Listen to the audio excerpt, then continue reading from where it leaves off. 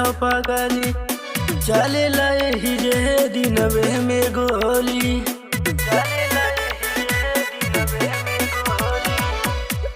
के जिला भदोही हो पगली, चले लही रे दिनवे में गोली। केहू बोली तो चल जाई गोली। किंग ऑफ भदोही जिला हो, किंग ऑफ भदोही जिला हो।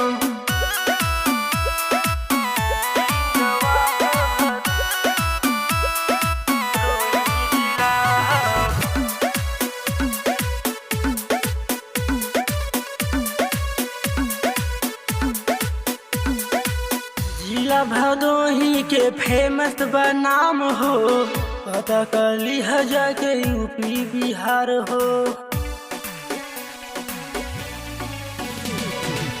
जिला भदोही के फेमस बनाम हो, पता कर लिहा जाके यूपी बिहार हो। केहू बोली तो मच जाएगा। किंग ऑफ भदोही जिला हो, किंग ऑफ भदोही जिला हो।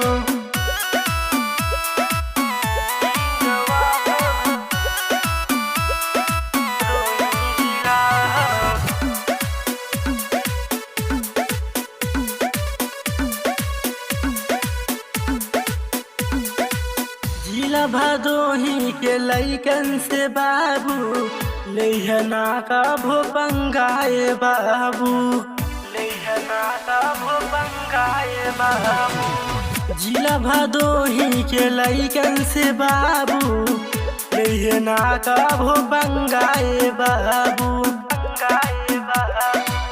धर्मिंदा धड़कन मचावे ले गादा। किंग ऑफ भदोही जिला हो, किंग ऑफ भदोही जिला हो। जिला भदोही हो पगली।